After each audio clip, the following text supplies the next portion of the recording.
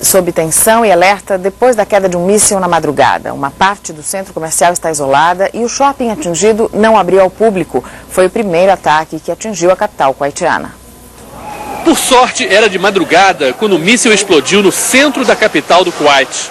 O míssil atingiu o Souq Sharq, o shopping center mais caro da cidade. Mas os danos foram pequenos. Janelas quebradas, pedaços de paredes e reboco por todo lado. Mas a estrutura não foi atingida. O míssil de fabricação chinesa escapou aos radares e nenhuma sirene tocou para avisar a população do perigo. Até agora, cerca de 15 mísseis já tinham sido lançados do Iraque em direção ao Kuwait, mas tinham sido interceptados por mísseis defensivos Patriot ou explodido no deserto. Nos últimos dias, os kuwaitianos andavam mais tranquilos porque achavam que os iraquianos não tinham mais capacidade de lançar mísseis. É essa complacência, muito mais que o shopping center, que foi destruída essa madrugada. O Iraque ainda consegue acertar o coração do Kuwait. Essa área toda virou uma espécie de atração turística para os kuwaitianos e quem vive aqui de uma maneira geral, tirando fotos e tudo. O míssil, na verdade, atingiu aqui, à beira do mar, perto dessa ponte. O impacto da explosão é que acabou atingindo o shopping center. E o míssil teria vindo da península de Fao, 80 quilômetros mar adentro. Muito baixinho, era um míssil destinado a destruir navios e por isso os radares não podem detectá-lo. E esse é que realmente é o perigo aqui para o Kuwait, porque não toca sirene, as pessoas não são avisadas e isso pode perfeitamente acontecer outra vez.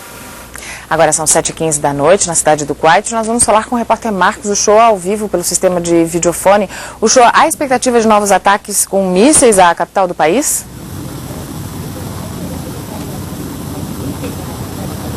Mariana, realmente isso é possível que aconteça. As autoridades kuwaitianas não têm muito mais o que fazer em termos de esquema de detecção.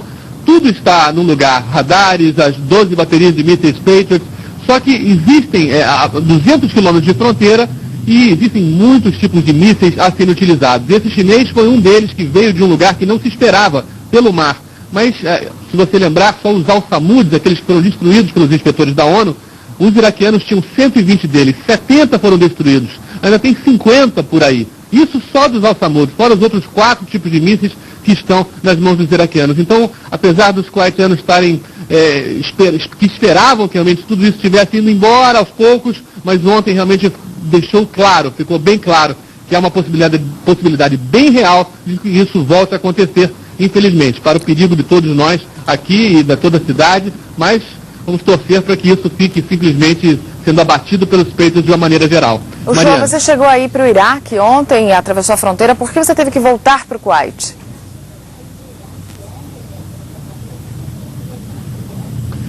Por enquanto, essas idas até o Iraque, elas são um pouco organizadas pelos americanos e pelo Ministério de Informação aqui do Kuwait. A situação ainda é muito explosiva, muito delicada. Nós estivemos em Safwan, que é a primeira cidadezinha depois da fronteira. E mesmo lá, os militares britânicos que estavam no local no dia, eles não se arriscam a entrar na cidade. Houve muita confusão, os 2 grupos de jornalistas que foram separados, um dos ônibus dos jornalistas, eles chegaram a ser ameaçados com faca. Então, a situação ainda é muito perigosa. Isso estamos falando do lado da fronteira do Kuwait com o Iraque. Muito menos se fala em Qasr ou Basra, pelo menos.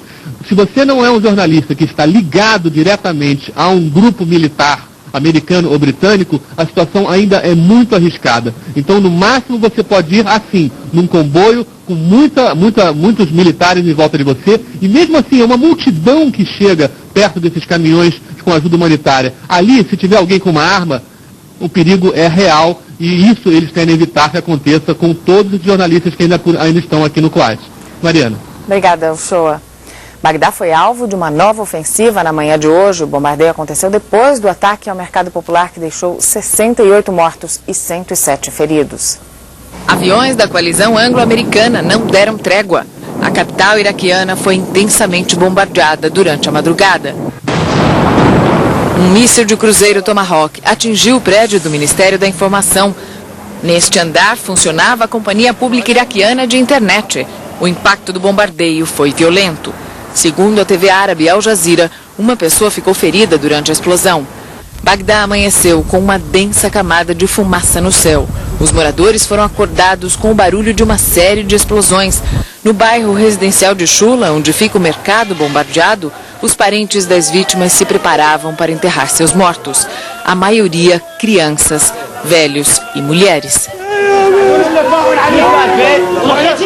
68 pessoas morreram, 107 ficaram feridas.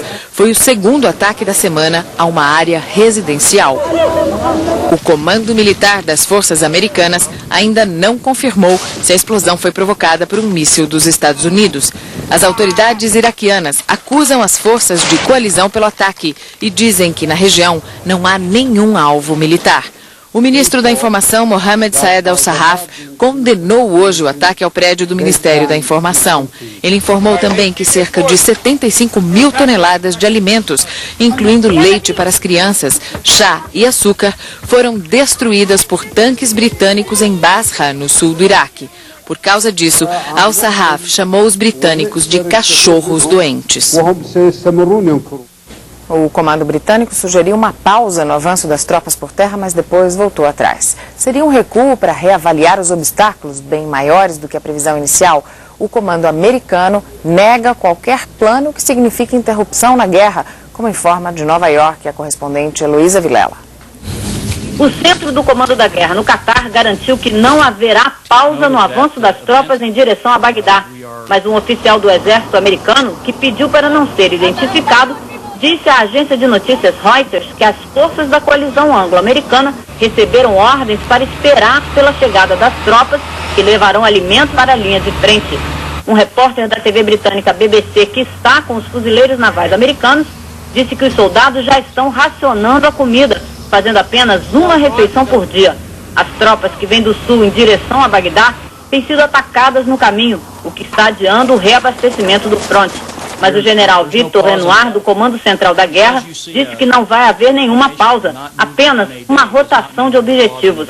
Às vezes o foco será o ataque no oeste, às vezes no norte e em outros momentos no sul. No sul do Iraque, um carro-bomba matou pelo menos 4 soldados americanos. O comandante da 1ª Brigada da 3ª Divisão de Infantaria dos Estados Unidos disse que um táxi parou perto de um posto americano e o motorista acenou como se pedisse ajuda. Os soldados se aproximaram e o carro explodiu.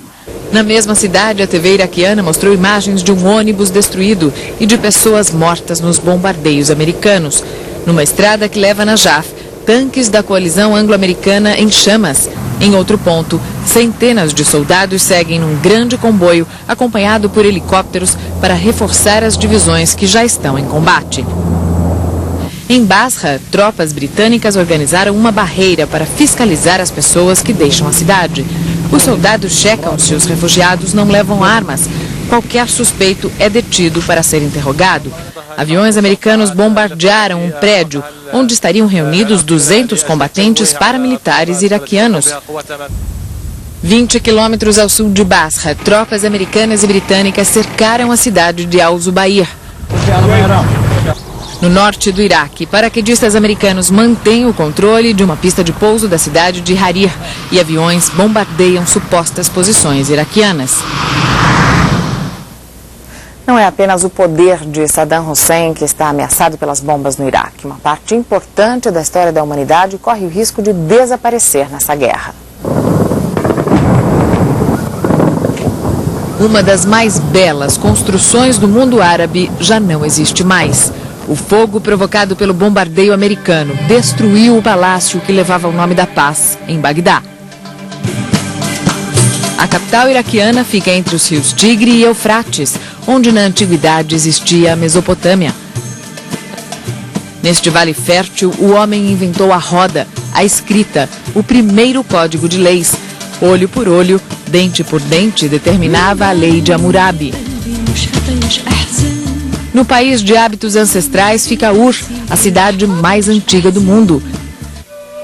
E Hatra, um tesouro arqueológico que ficou séculos enterrado no deserto. Uma cidade inteira começou a ser descoberta em 1907 por arqueólogos alemães.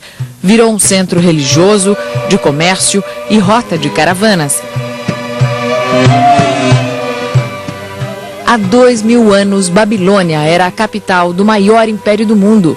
Dos jardins suspensos sobraram ruínas. Da cidade, os muros que fazem vizinhança com o deserto. Cientistas americanos passaram informações para o Pentágono sobre 4.000 sítios arqueológicos, uma tentativa de evitar que agora os tesouros da humanidade desapareçam sob as bombas.